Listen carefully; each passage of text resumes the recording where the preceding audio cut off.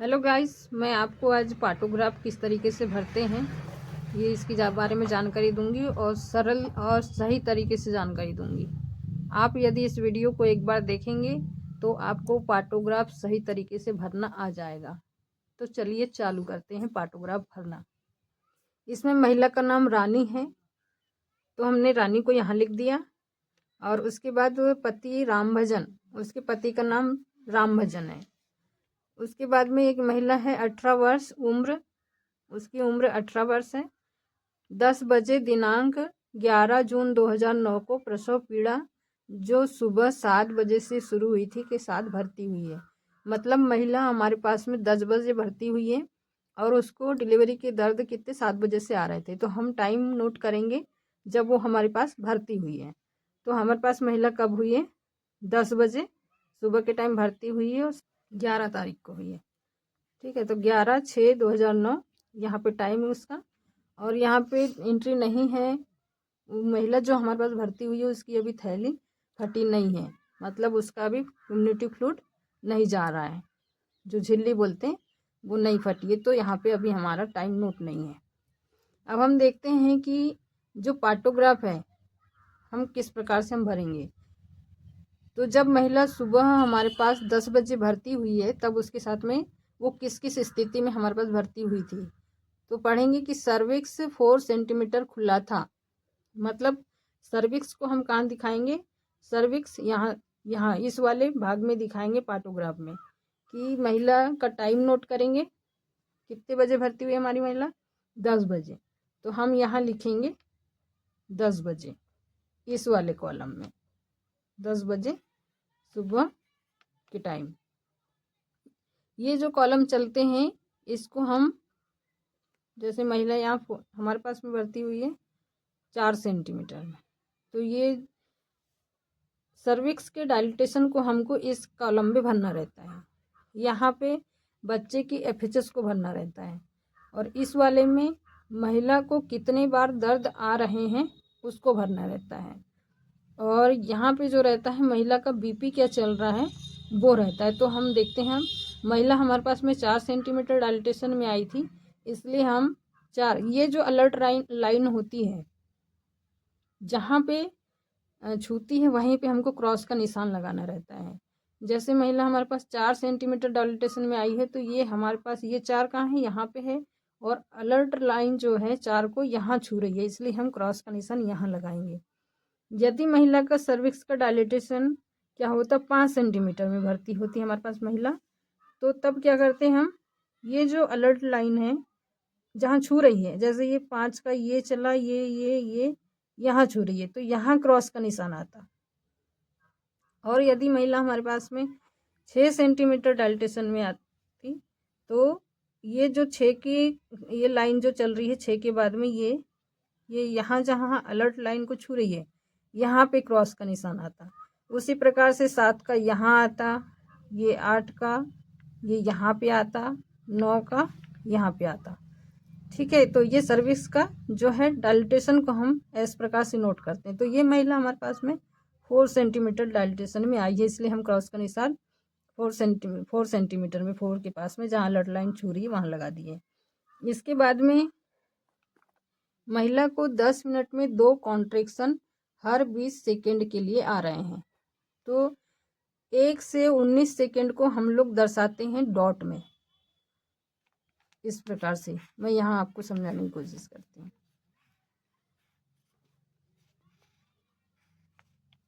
जैसे 1 से 19 तक, 1 सेकेंड से 19 सेकेंड तक यदि महिला को दर्द आ रहे हैं हर 10 मिनट में, तो उसको 1 से 19 तो हम उसको डॉट डॉट से दर्शाते हैं।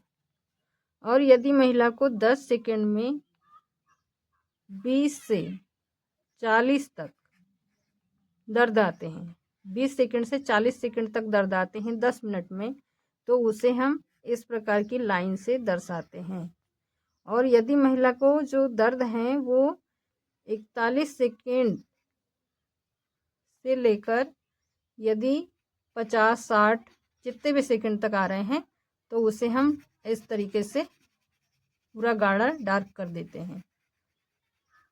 इस प्रकार से आप ध्यान याद रख सकते हैं कि हमको कैसे दर्शाना है। ठीक है, तो यहाँ पे अब देखेंगे कि ये सर्विक्स का डायलेटेशन 4 सेंटीमीटर में था और उस समय बच्चे की एफएचएस क्या चल रही थी 140। तो 140 को हम क्या कहाँ लिखेंगे, ये जो 140 लिखा हुआ है यहाँ पास, यहाँ। अब हमको इसी कॉलम में जैसे 4 सेंटीमीटर में आई है तो इसी लाइन पर हमको ऐसे चलना पड़ेगा, इसी लाइन पे। ठीक है, यदि 5 से उसमें आती 5 सेंटीमीटर डायलेटेशन में तो हमको यहाँ से ऐसे चलना रहता है, ऐसे ऐसे। लेकिन अब ये 4 सेंटीमीटर में आई है तो इस लाइन पे हमारा पूरा काम हुआ। तो ये जो कॉलम है ये 4 सेंटीमीटर का है।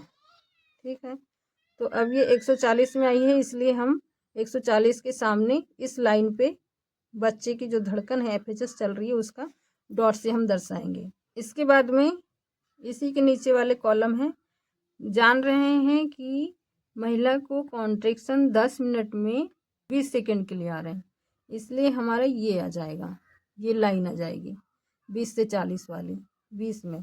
तो 20 में इस प्रकार से डॉट डॉट कर देंगे ऐसे। 2 कॉन्ट्रैक्शन है इसलिए 2 कॉलम और 20 सेकंड के लिए है इसलिए इस प्रकार की पतली लाइन। उसके बाद देखेंगे कि महिला का बीपी कितना था।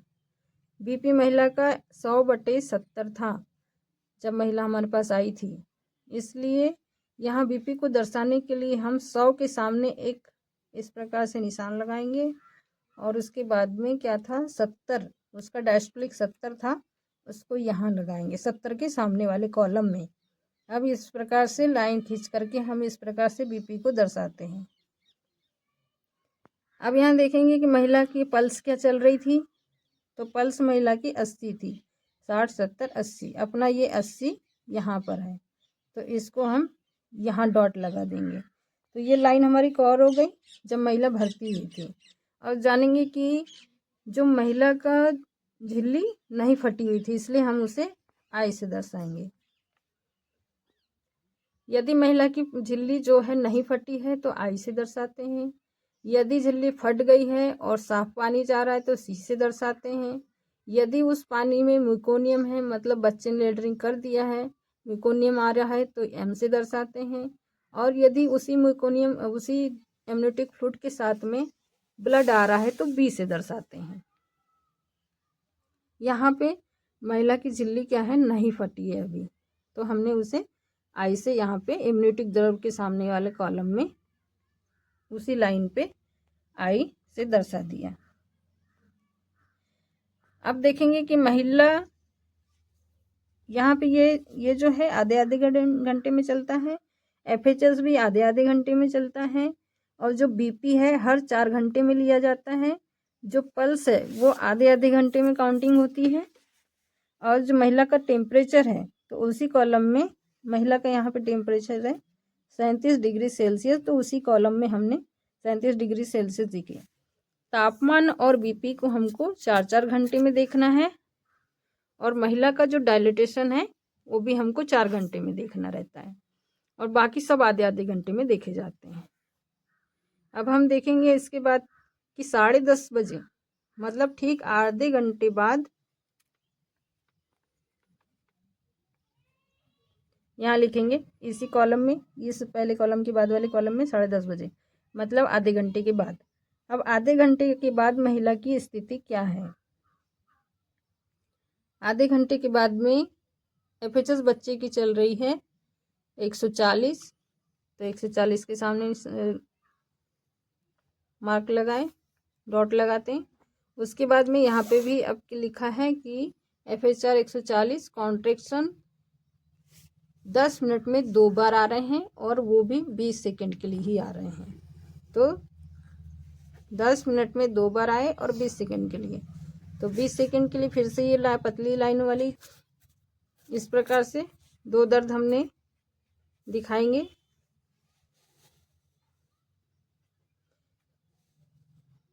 यहाँ पे महिला की झिल्ली अभी भी नहीं फटी, फिर से आई दिखाएंगे, और बीपी तो हर 4 घंटे में लिया जाता है। यहाँ पे देखेंगे पल्स महिला की क्या थी 90 में, तो 90 ये 100 के नीचे 90 है, तो ये दूसरी लाइन पे आएगा यहाँ पर।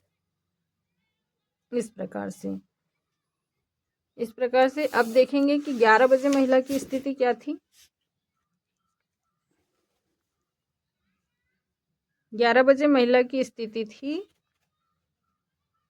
फिर से महिला को बच्चे का क्या है FHR 136 है।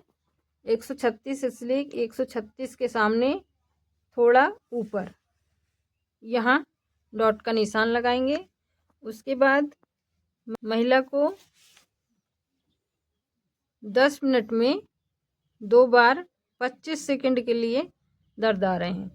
फिर से यहाँ पे 20 और 40 के बीच में हमको क्या है डॉट ही लगाना है, ये पतली लाइन ही लगाना है, इसलिए फिर से यहाँ दो ही बार इसको दर्द आ रहे हैं। फिर से 2 कॉलम को ही हम लाइन से दर्शाएंगे। अब देखेंगे महिला का पल्स क्या चल रहा था, तो पल्स महिला की इस समय है 88 मिनट प्रति मिनट। तो यहाँ 80 के ऊपर 98 के थोड़े से नीचे इस लाइन में हम ये डॉट लगा देंगे, ये महिला की पल्स हो गई।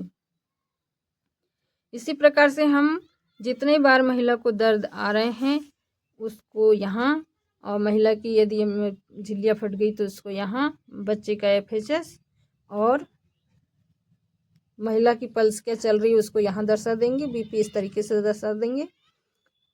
ऐसा ही हम आगे करते चले जाएंगे।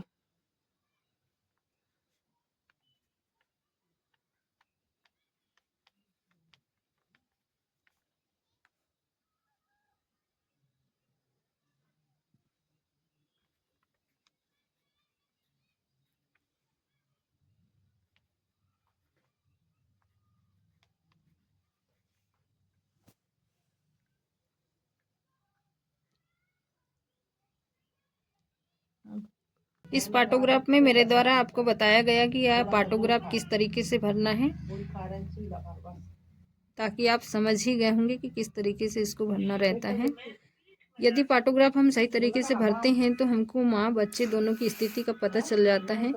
यहाँ पे देखिए कि यहाँ पे बच्चे ने मेकोनियम पास कर दिया है, इसलिए बच्चा डिस्ट्रेस में जाने लगा है, और यहाँ पे बच्चे की FHS बढ़ने लगी है। और जब भी ये जो सर्विस का डायलिटेशन है वो दाईं तरफ, जैसे ये दाईं तरफ है, इस साइड में ये अलर्ट लाइन के नीचे आ गया। यदि ये डायलिटेशन है वो सीधा यहाँ से ऊपर की ओर, यहाँ से ऐसे चलता इधर जाता और यहाँ तक जाकर के डिलीवरी हो जाती, तो ये नॉर्मल डिलीवरी होती। लेकिन ये जो महिला का है सर्विस का डायलिटेशन बढ़ा ही नहीं, ये पूरे जब 2 बजे तक इसके डायलिटेशन क्या हुआ तो मात्र 6 सेंटीमीटर बढ़ा। इस वजह से ये क्रॉस का निशान हमने यहाँ लगाए हैं।